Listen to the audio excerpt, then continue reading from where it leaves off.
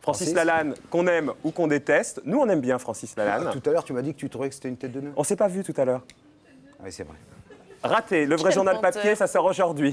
A tout de suite, on passe à un petit sujet de Bruno Donnet. Il récapitule la carrière de Francis Lalanne, qui s'est un peu arrêté en 92. On n'a plus de nouvelles depuis. Il va nous dire ce qu'il fait maintenant. Tu Bruno, vois, tu commences déjà à pas être gentil. c'est dans ma nature. Et je sais, mais ça, il faudra que je t'en parle. Il a mauvais fond, il a mauvais fond. Bruno Donnet, à tout de suite avec Francis Lalanne. C'est pas mauvais fond. C'est en 1979 que le grand public découvre Francis Lalanne. Ses cheveux longs, ses yeux mi-clos et sa maison du bonheur séduisent la France et Michel Drucker. La somnolente citadelle du showbiz ne va pas tarder à céder, en tout cas à trembler sous les coups de gueule de monsieur Francis Lalanne. Un visionnaire, ce Michel, puisque 7 ans plus tard, en 1986, Francis Lalanne est premier du top 50. Avec plus de 30 000 disques vendus par jour, il restera en tête 3 mois, détrôné finalement par un monument de la chanson française. Le groupe Licence 4, auteur du fameux « Viens boire un petit coup à la maison ». En 1990, devenu une véritable vedette, Francis Lalanne est l'invité d'honneur d'Avis de Recherche. C'est, paraît-il, son meilleur souvenir cathodique, l'un des nôtres également. La caméra, elle est là. Voilà, tous les ronds de cuir, tous vous ronds de cuir qui êtes derrière vos opéras, derrière vos bureaux, à dépenser le fric des gens. Voilà, il n'y a pas que moi, il y a plein de jeunes compositeurs comme moi, qui sont pas morts, qui sont vivants et qui ont besoin d'endroits pour qu'on joue leur musique. Et vous n'êtes même pas capable de la lire. Et eux, ils l'ont écrite. Alors les empêchez plus de jouer leur musique. Et c'est ainsi que les années 90 vont devenir les années coup de gueule pour Francis Lalanne. Il est présent sur tous les fronts, la défense des intermittents du spectacle, le soutien aux partis politiques de gauche et même l'interdiction de fumer dans les lieux publics. Bref, Francis a un avis à peu près sur tout. Je suis contre les interdictions.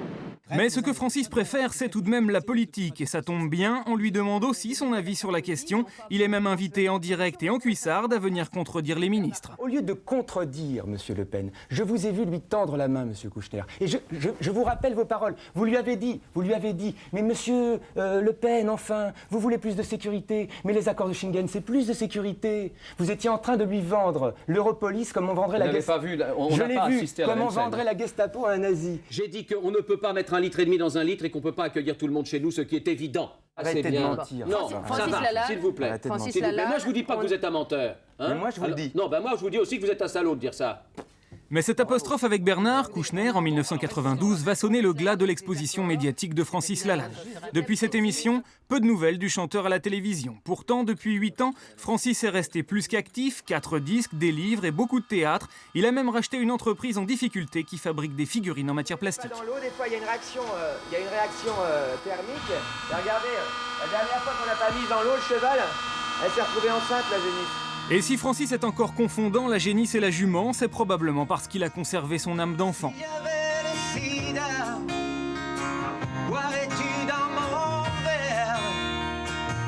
L'âme du chanteur, elle, est intacte également et les sujets à peine différents de ceux qu'il abordait il y a 10 ans. Papa, je voterai pour vous, messieurs, même si je sais qu'aucun de vous ne sera mieux qu'avant, après. Francis, bonsoir. Bonsoir. Merci beaucoup d'être là. C'est moi qui vous remercie de m'accueillir. Normal, je vous présente Karl, Zéro. Je connais Karl Zéro. Alexis Trégaro, qui est chroniqueur dans l'émission. Il nous dira tout à l'heure ce qui l'a agacé, ce qui nous a agacé pendant la semaine. Francis, quand vous voyez ces images, et quand on regarde ces images, on se demande ce que vous êtes devenu. Il me manque, moi, dans ces images, il me manque des images sur scène avec le public, je trouve. C'est vrai que vous y restez 7 heures. Quand vous étiez avec le public, on savait quand ça démarrait, on ne savait jamais quand ça s'arrêtait. C'est vrai, c'est vrai. Et puis il manque aussi des images de théâtre, de cinéma, il manque 2-3 images.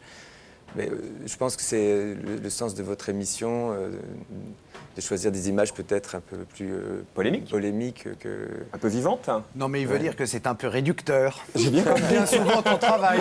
J'ai bien compris. Il faut bien dire les choses comme elles sont, hein, surtout à cette heure-là. Hein, allez, lâche-toi, Francis, hein, tu peux rentrer dans le petit. Il est habitué, tu sais. Il en a vu d'autres. Il est blindé. C'est pas le genre de la maison. Monsieur, vas-y, Francis. Non, mais c'est vrai que l'histoire, Ah si, par tu exemple... manies le fleuret et tout. Oui, mais l'histoire avec... Mais vous parlez avec tout le monde avant ou quoi, Karl? Quoi, pourquoi? Bah, je sais pas, le fleuret, quel fleuret, je sais pas. Non, mais c'est parce qu'il parle de Don Juan. Quand je jouais Don Juan, je maniais le fleuret. Voilà, moi j'allais voir ses spectacles, si tu veux, contrairement à toi. Avant de recevoir les artistes. Moi je reçois pas d'artistes, tu vois, mais je vais voir les spectacles des artistes. Moi, j'ai préparé une émission avec monsieur Francis Lalanne, ça s'appelait Avis de recherche, on l'a vu. C'est vrai.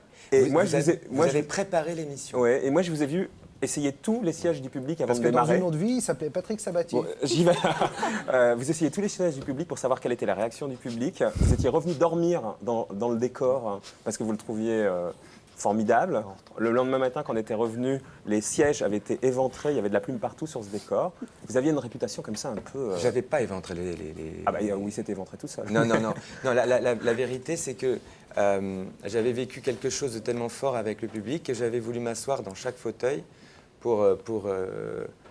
comme j'avais pas pu embrasser tout le monde, j'avais voulu m'asseoir dans chaque fauteuil. Et ce qui est vrai aussi, c'est que comme ils avaient reconstruit ma maison, quand j'étais petit, qui est quelque chose de très important au fond de moi, et que c'était saisissant cette ressemblance, et j'avais voulu dormir dans cette maison que j'ai plus vue depuis longtemps. Et donc j'ai dormi dans le studio, et puis le lendemain, quand les machinaux sont venus, ils ont tout cassé le décor et tout. Je suis reparti à 6h du mat. Et vous vouliez le racheter, ce décor. Vous en fichez de votre réputation d'un peu lunaire, un peu barré? Mais je ne sais pas exactement de quelle réputation vous parlez. Vous savez, souvent on dit « on », par exemple. On, c'est qui on On est un con. On dit. Hein? On non, dit mais on est un con. on, c'est souvent... Hein? je veux dire que... Alors si on part comme ça va pas pouvoir continuer cette émission. Non, ce que je veux dire, c'est que sur un artiste ou sur un artiste ou sur quelqu'un d'autre, sur qui que ce soit, il y a autant de regards qui se portent que de pères dieux sur la terre. Quoi. Mais quand vous ne pouvez pas comprendre ça, c'est...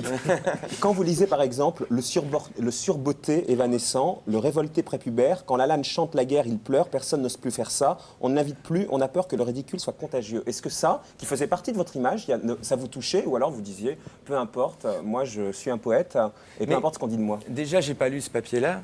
Non, mais ça, c'est plein de papiers qui sont... Bon, d'accord. Je prépare mes interviews comme vous, car... Non, mais tu inventes des interviews, surtout. Mais déjà, je lis très peu les papiers. En général, je ne les lis pas, qu'ils soient bons ou mauvais, parce que je considère que le regard des autres ne me regarde pas et que chacun est libre de me voir comme il a envie, de me détester s'il veut me détester, de m'aimer si... Ça ne me regarde pas, ce n'est pas mon problème. Mon problème, c'est entre moi et moi-même d'essayer d'être le plus proche possible de ce que je veux faire ressentir aux autres. Quoi. Mais est-ce que vous ne seriez pas un petit peu trop sensible pour faire un métier public? Ah oui, mais qu'est-ce que tu veux qu'il fasse? C'est pareil. Si vous voulez, le problème du métier public pour moi, c'est que c'est justement ça, c'est la notoriété en fait. La notoriété, c'est quelque chose qui est très, très loin de ce que j'aime dans la vie. Ça vous pose un problème? J'aime pas la notoriété, j'aime pas être célèbre. En revanche, j'adore écrire des chansons, j'adore les chanter, j'adore vivre les spectacles avec le public. Cette relation-là, j'adore. Mais la célébrité, c'est quelque chose qui a été difficile pour moi à apprivoiser. Non, à vivre, c'est souvent extraordinaire, mais c'était vraiment très loin de ma sensibilité. Alors, vous avez fait quoi depuis 8 ans? Parce que c'est la raison pour laquelle vous êtes là. Vous avez une actualité là dans quelques jours, mais depuis 8 ans, on n'a vraiment pas entendu beaucoup parler de vous. Un tout petit peu dans des affaires de faits divers. Hein. Il y avait cet huissier là à qui vous auriez cassé la gueule, il y avait cette fraude fiscale. Bon, qu'est-ce que vous faites depuis 8 ans? Mais ce qui me chagrine un peu dans votre question, c'est qu'on a l'impression, enfin pour vous, si c'est pas vrai, vous me le dites après, mais j'ai l'impression quand on vous écoute que pour vous, en fait, si on passe pas à la télévision, on n'est pas un artiste, quoi. Je veux dire, pas du tout, non. Moi, je me demande, quand vous passez pas à la télévision, on n'entend pas parler de vous de fait, mais ou si, très peu, on entend... et on a envie de savoir ce que vous êtes devenu, voilà, depuis 8 ans. Quand on passe pas à la télévision, si moi j'ai jamais choisi de construire ma vie d'artiste à la télévision, c'est toujours été accidentel. Je veux dire, il y a des gens comme ça qui pensent que plus on passe à la télé, plus on est un artiste, ou moins on passe à la télé, moins on est un artiste.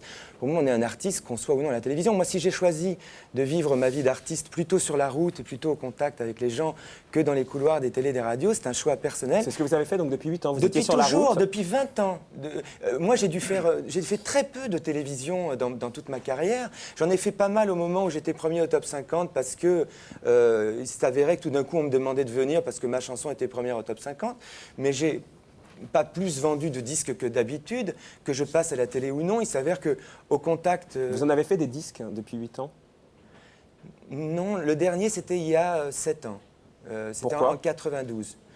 Parce que, pour plusieurs raisons. D'abord parce que j'ai eu un procès qui m'a opposé à mon ancienne maison de disques, que j'ai donc choisi de me battre tout seul pour retrouver ma liberté, que j'ai donc gagné ce procès au bout de 5 ans, et que là, ça m'a pris 2 ans de retrouver un producteur, d'enregistrer un album, etc. Mais je ne veux pas dire non plus qu'il y a eu que ça. Il y a eu aussi une volonté de ne pas me laisser aliéner par ce succès qui me cantonnait dans une seule des activités qui me sont chères.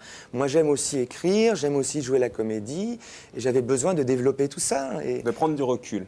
Non, de me donner une chance d'être autre chose que ce chanteur qui, tout d'un coup, en plus, était happé par un monde médiatique qui le concerne pas énormément. Vous vous perdiez.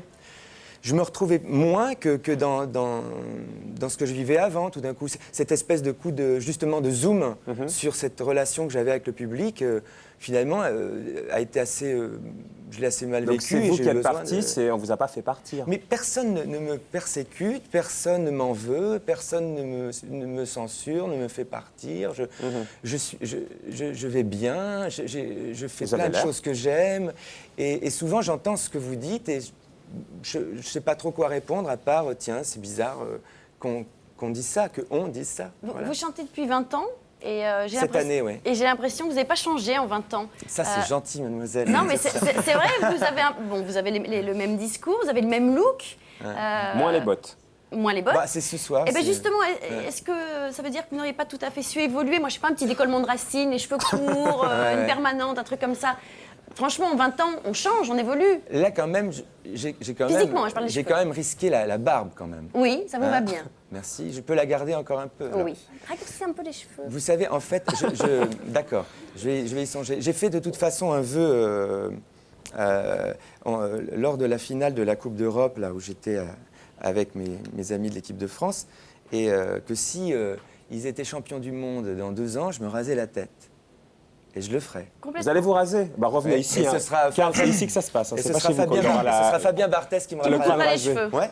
D'accord. On le note. Vous voulez partir peut-être? Non, je voudrais savoir c'est combien un spot de pub sur France 3 à 1h25. Parce que, le vrai papier journal dans tous les kiosques. Bien joué. Un spot de pub pour votre rentrée donc sur scène. C'est où le Cabaret Sauvage? En fait, je pars en tournée. Ouais. Et ma tournée démarre à Paris. Montre le petit cow-boy que tu as dans la main. Non. Le 7 novembre. Mais si, montre le petit cow-boy. C'est un copain. Le 7 novembre. Je voudrais qu'il nous explique le petit cow-boy. Mettez de la police alors. C'est son gris-gris. Mais non, mais c'est un petit cow-boy. C'est les petits soldats de plomb, la société que vous avez rachetée? Ils ne sont pas de plomb. Il y en a en plomb, mais ils ne sont pas que de plomb. Ouais, celui-là, il y en a, c'est pas de. Montre la caméra, on voit pas le Tiens, petit je te le cow-boy. montre à toi, voilà. Alors, je montre le petit cow-boy. C'est petit cow-boy qui rampe en regardant. Regarde. C'est quoi, un porte-bonheur, pas grosso modo? C'est un copain que j'ai, avec qui je vis depuis l'enfance, oui. Bien, Francis. Voilà. Alors, le Cabaret Sauvage, c'est où? C'est quand? Alors, le Cabaret Comment Sauvage. il s'appelle? Je te dirai pas comment il s'appelle. Je te le toute rends. ma vie privée, merci. Le Cabaret Sauvage, c'est un chapiteau très joli lieu, avec plein de boiseries, de miroirs, c'est très joli. C'est entre la Géode et le Zénith. Très bien. À la Villette. Entre et donc, je suis là. Et le Zénith, vous cherchiez tout à l'heure l'adresse. Voilà. D'accord. Je la connais pas, C'est le l'adresse. 7 novembre. C'est le 7 novembre. Comme ça.